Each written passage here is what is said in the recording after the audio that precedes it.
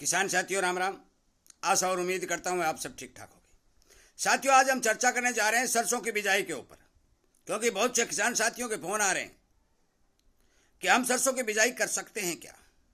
साथियों मैं आपको बता देना चाहता हूँ कि जिस किसान भाई का खेत खाली है, नमी की मात्रा पूरी है, वो किसान सरसों की बिजाई के करने के लिए बड़ा ज़्यादा उत्सुक है।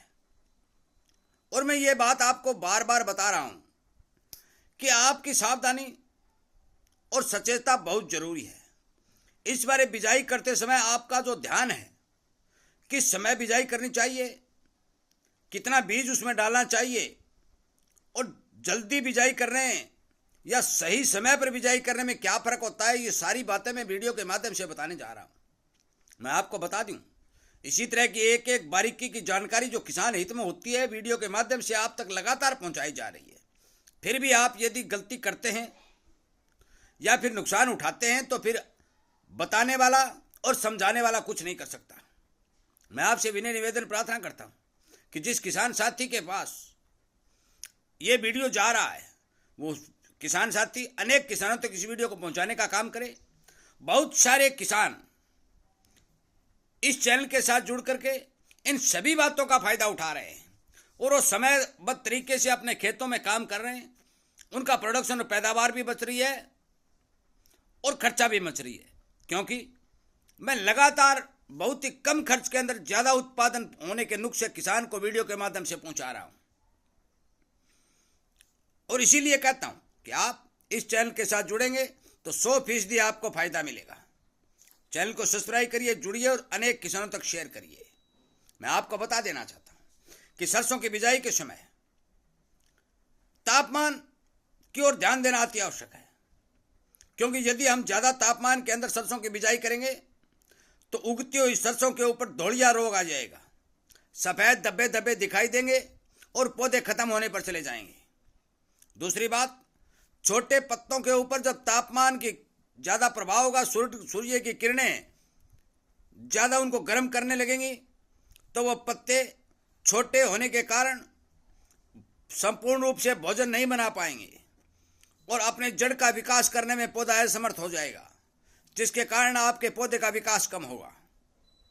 तीसरी बात, ज्यादा तापमान में यदि आप जमीन को खोल देते हैं तो जमीन की नमी जल्दी उड़ जाएगी और आपको फसल ग्रोथ के बारे में या ग्रोथ के हिसाब से भारी नुकसान फसल में देखने को मिलेगा। मैं बता दूं, आप जब भी बिजाई करें, आज के समय में प्रत्येक किसान के पास फोन है। आप अपने फोन पर तापमान सर्च करें, 28, 30 और लास्ट 32। यदि दोपहर का तापमान 32 से प्लस है तो सरसों की बिजाई रोक दें। यदि 28 है तो कर सकते हैं, 30 है तो कर सकते हैं, 31 और 32 यदि चला जाता है तो उसे 30 से नीचे आने का इंतजार करें। 32 डिग्री से प्लस तापमान सरसों की बिजाई के लिए कतई अनुकूल नहीं है। साथियों, ये ध्यान रखने वाली बात है। किसान यहीं पर आके गलती करता है, उसे थोड़ी ठंड महसूस होती है और वह बिजाई करनी शुरू कर देता है, बाद में उसे पछताना पड़ता है। नंबर 1। नंबर 2, बिजाई करते समय अनेक खादों के बारे में मैं लगातार वीडियो बनाकर किसान को जागरूक करता आ रहा हूं। सारे की सारी बातें बिजाई के समय जो खाद डालनी है वो बता भी चुका हूं। एक बात ध्यान रखने वाली बात है, जो भी किसान भाई सरसों की बिजाई करें, कार्बाडिजम 50%, केवल कार्बाडिजम 50%, 4 ग्राम प्रति किलो बीज के ऊपर। यदि 10 ग्राम लगा दो, 15 ग्राम लगा दो, 20 ग्राम लगा दो, 50 ग्राम लगा दो, 100 ग्राम लगा दो, कोई दिक्कत नहीं, परंतु 4 ग्राम से कम नहीं होना चाहिए। सूखा बिना पानी का बीज के ऊपर लगाइए और मसलिए। जब आप रगड़ा लगाएंगे तो बीज सफेद हो जाएगा। आप उस खेत के अंदर उस बीज की बिजाई कीजिए, ताकि कार्बाडिजम यदि बीज के ऊपर लगा होगा तो बीज के चारों ओर जो फंगस एक्टिव है, क्योंकि मैं बता चुका हूं कि हिंदुस्तान की भारी मात्रा में लगभग जमीन जो है, जमीन के अंदर फंगस की चपेट में आ चुकी है। जड़ गलन और पौधों की जड़ों को भारी भरकम नुकसान हो रहा है। इसका बचाव करना अवश्य जरूरी है। इसलिए बीज को उपचारित करना न भूलें। जमीन के ऊपर की सतह की फंगस को खत्म करने के लिए मैंने 80% वाली 3 किलो सल्फर का रिकमेंडेशन आपको दे दिया है। पाउडर फॉर्म वाली लें।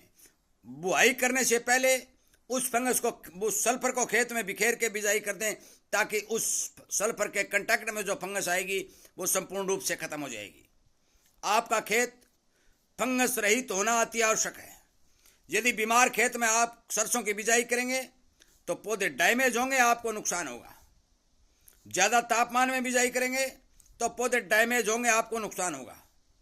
इस बारे अनेक किसान को ये बात बताने की कोशिश करें, क्योंकि सरसों के भाव बाजार में कुछ ठीक ठीक दिखाई दे रहे हैं, जिस कारण सरसों की बिजाई किसान जल्दी करना चाहता है और जल्दी से जल्दी उत्पादन लेकर के बाजार में लेना चाहता है। परंतु साथियों, इतनी जल्दी एक कुछ होने वाला नहीं है। समय पर जो काम होगा वही होगा। आप ज़्यादा जल्दी करेंगे, ज़्यादा उत्सुकता दिखाएंगे तो ज़्यादा गर्म तापमान की चपेट में पौधे आ जाएंगे और आपको नुकसान हो जाएगा। आपके लिखा हुआ कोई टाल नहीं सकता और भाग्यों के बिना और समय से पहले कुछ मिल नहीं सकता। इसलिए जल्दी न करें। 28, 30 और 32 तापमान का इंतजार करें। उस खेत के अंदर नमी बनाए रखने के लिए आप ट्रैक्टर द्वारा वजनदार फट्टा लगा करके उस नमी को हफ्ते 10 दिन तक रोक सकते हैं। कृपया करके सारी बातें लगभग जो सरसों की बिजाई में सूटेबल हैं, पहले वीडियो में बता चुका हूं। धीरे धीरे जो भी आगे फसलें बढ़ेंगी, चाहे सरसों की हो, चाहे गेहूं की हो, चाहे जौ की हो, जो भी फसल आगे हम बिजाई कर रहे हैं, चने की हो, हर एक फसल की बिजाई करते समय किसान को किस बात का ध्यान रखना चाहिए, सारी की सारी बातें वीडियो के माध्यम से आप तक पहुंचाई जाएंगी। माने या ना माने वो आपकी मर्जी, करें या न करें वो आपकी मर्जी। मैं आपको वचन दे चुका हूं कि खेती किसानी को बचाने के लिए, किसान को समृद्ध और नुकसान से बचाने के लिए, किसान का खर्च बचाने के लिए समय समय के ऊपर वीडियो बनाकर इस चैनल पर अपलोड किए जाएंगे और किसान को बचाने की भरपूर कोशिश की जाएगी। साथियों, मेरा विनय निवेदन है कि आप यदि इन बातों के इच्छुक हैं, किसान हित में आगे बढ़ना चाहते हैं, काम करना चाहते हैं, खर्च बचाना चाहते हैं, तो इस चैनल को सब्सक्राइब करें। परंतु ये बात आप सब पर ध्यान करके मेरी प्रार्थना के रूप में स्वीकार करें कि आप मेरे द्वारा वीडियो जो बनाए जा रहे हैं वो आपके पास आ रहे हैं, आप अनेक किसानों तक शेयर करके उन्हें इस बात की जानकारी देने की कृपा करें। जय हिंद।